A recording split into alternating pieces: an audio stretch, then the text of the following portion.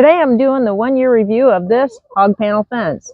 I'm going to talk about how it has stood up over the past year to these guys, my chickens, my goats, the weather, and some upgrades I've made. So let's go.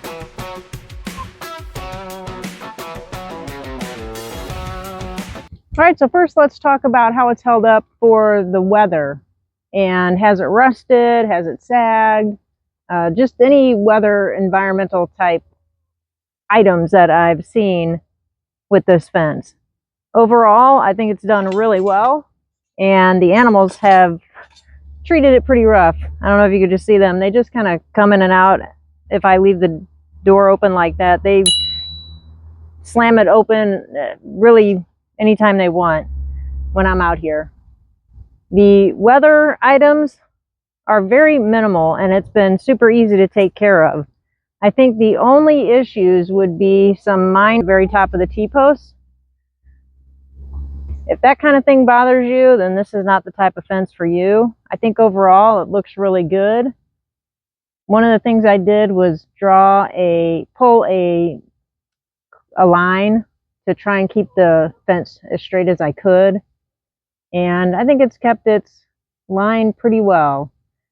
I have 2 goats, and the goats push against this fence all the time. Even with them pushing against the fence, it has held up really well.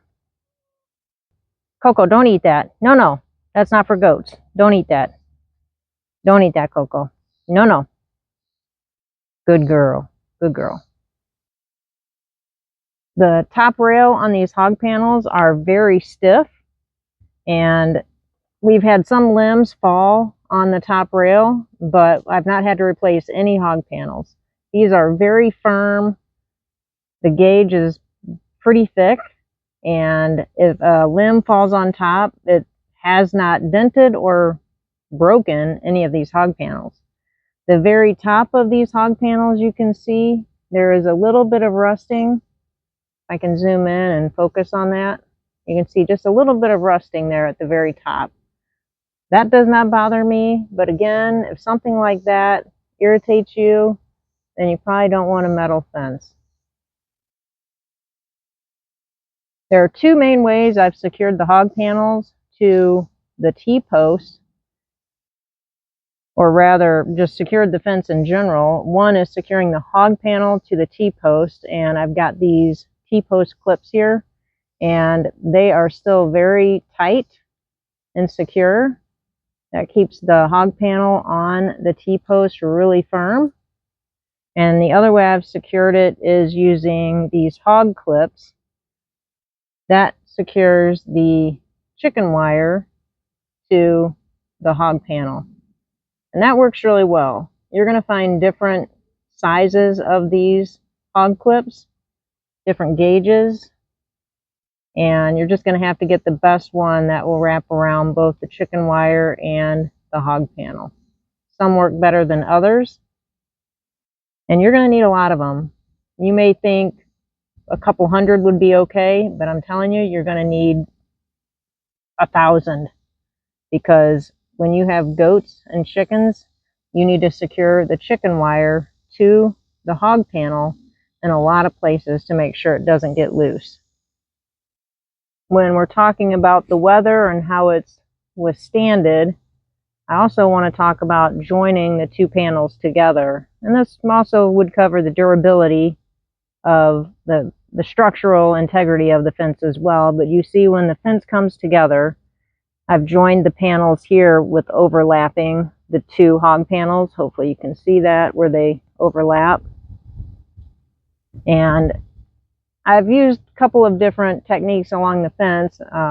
As I got a little more confident on how secure the fence would be, I've just started to overlap one of the grids, and that's very secure. When the goats push against that, it doesn't move, it doesn't give very much. And you can see in this particular location, I have a T-post on each side of that grid. Some locations, I may not have a T-post that falls that close. So overall, when we're talking about the weather and durability of the fence, I think I'm going to have to give this probably an 8 or a 9. There's hardly any issues that I have with this fence. The only issue I think that's a drawback is the minor rusting that you'll see on the T-post or on the very top of some of these hog panels. How has this fence done with keeping predators out, my animals in, and just the overall security of my flock? Let's look at a couple of the items that I think I was initially concerned about, and I'll tell you how it has done over the past year. I think one of the most concerning parts of this fence is definitely just the size of the grids that we're dealing with on this fence. You've got bigger grids at the top, smaller grids at the bottom, and then of course I have chicken wire across the fence. And these panels are 48 inches high. So when you're looking at those dimensions, you definitely can see some concerns. Chicken wire is not a heavy gauge, and maybe I should have used hardware cloth, but I'm going to knock on some wood because thankfully I've not had any predators get in this fence. When you look at the bottom where the chicken wire meets the ground, I do have the chicken wire going all the way into the dirt. And where chicken wire would overlap, where I need to weave it together, I have the two pieces weaved together, overlapping. I have these hog clips through both pieces, clipped to the actual hog panel. That has done really good over the past year, and I've not had any predators come through the fence. The only issue I have had is I've got this shed here, and I've had rabbits come in the bottom of the shed. I don't think that's necessarily a flaw in my fence. I believe it's just an issue with the shed. I did not put chicken wire or hardware cloth completely under the shed, and there are gaps in that area. I don't see any space around the fence where a predator has chewed through the hardware cloth, just powered their way in, nothing like that. Hi, girl. How you doing today? That's Luna. Hi, Luna. Say hi, girl. When you look at my overall fenced-in area, I do not have anything over the top, and I may have had an owl or I don't know what fly in, but I can't be certain if something has flown in from the top. Now, my chickens, they definitely can fly out of this fence. I do not clip their wings, and they are able to fly out. I only had 2 girls, my rooster and 1 girl, that really like to fly out of this fence. And what they would do is they would jump up on this gate, and then from the gate jump over the fence. Not tall enough to keep your chickens in. So if that's a concern for you, you need to do some other measures to keep them in. Now my goats, how do they do with this fence? I have Nigerian dwarf goats, and you can see I have platforms right next to the fence and other objects like their waterer right next to the fence, and they have not jumped out of this fence. They have not been able to. I don't know if they've tried, not tried, I'm not sure, but this keeps them in no problem. They can push against the fence, rub against it, they do any activity against it, and it does not bow, it does not break. They cannot jump over it. I've had no issues at all containing my Nigerian dwarf goats. So how would I rate this fence as far as security for predators containment to keep my animals in and predators out, I'd probably say it's a 8 or 9. I've not had any issues, and my animals stay in. I think there's only so much you can say about a fence because we don't have something on the top, and that's no fault of the fence. I think the only thing better that I could do with this fence would be, instead of chicken wire, to add hardware cloth. And so far, this chicken wire has not failed in regard to the predator protection, but it has failed in another regard that I'm going to show you when we're talking about maintenance. So I could see it to be a potential issue with predators. All right, so how has the maintenance been on this fence? How easy is it to take care of? So I've already mentioned the chicken wire compared to hardware cloth. In this area particularly, this is my gate, and I've made the gate out of the hog panel. I've wrapped chicken wire around the hog panel, and we use this gate several times a day. So do the goats. The goats can come and go as they please as long as I'm outside. And you can see where the chicken wire has come loose from the edge of the hog panel. The chicken wire is not as thick of a gauge as some of the hardware cloth that I have or could buy. So if I would do one thing different, I would definitely use hardware cloth instead of chicken wire here. I've not had any animals get in here, and yes, I've had stray dogs on my property chasing my goats. The goats have run in here, and the dogs have not been able to penetrate through this gate. So that's not been an issue. However, I can foresee it being an issue depending on how aggressive the dog is or the predator. So this probably needs to be updated and changed. The maintenance is very easy.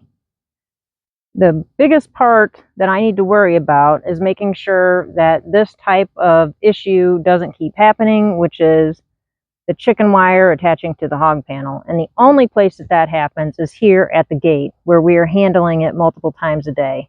And I think I've only repaired this once, maybe twice, making minor adjustments, because we're constantly grabbing onto this and pulling it one way or another. The only other maintenance item is where you're weed eating.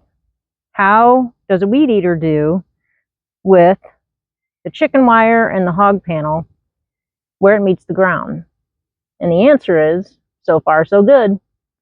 I've not had the weed eater tear up the chicken wire, and it definitely does not impact the hog panel. I guess depending on how aggressive you are with your weed eating, I guess you could tear it up, but so far I've not had an issue. I just weed eated yesterday on the outside, and you should be able to tell how the chicken wire has held up. I've not had any issues with the chicken wire breaking.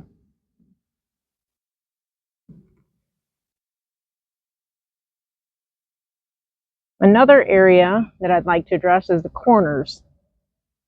I've not had any maintenance issues with the corners, which I really thought was going to be a challenge. Now, the way I constructed the corners was hog panels 90 degrees together, and those are either hog clipped or they could be zip tied, metal zip tie or plastic zip tied.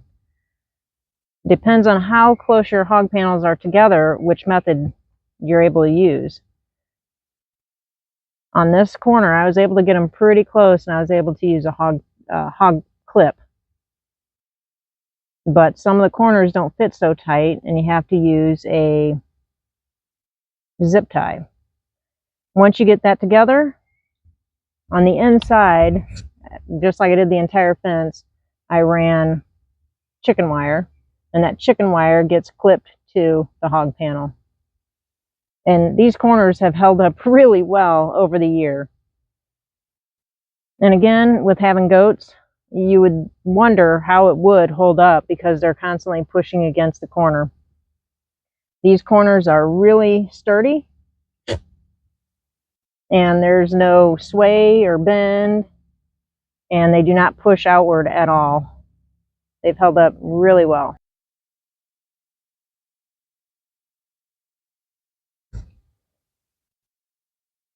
So how do I like my hog panel fence after 1 year? I love it. I can't believe how well it has held up. So you have T-posts, hog panels, and chicken wire. Okay, a couple of fasteners like hog clips and maybe some zip ties. How easy is that? Anyone can do it. And when I mean anyone, I kind of mean anyone. I'm not strong. I don't have much upper body strength, and I needed help with this fence. So maybe you can't do it by yourself, but if you have a pal, a partner, anyone to help you, you can do this fence. There's no 48, 32, whatever inch holes to dig. There's no concrete to pour. It's pretty easy, and it has held up over this past year with goats and chickens. So it's a pretty easy project to do. You can do it in a couple of days. Some people might say, build this fence in 2 hours. I don't know about that, but this is definitely an easy project that you can do. Overall, I'm going to give this fence probably an 8 or a 9. Would I build this fence again? Yeah, I would definitely build this fence again. I think you should try it too. All right. Well, anyway, I appreciate you being here. If you enjoyed what I did, let me know. Drop it in the comments below, and I'll catch you on the next one.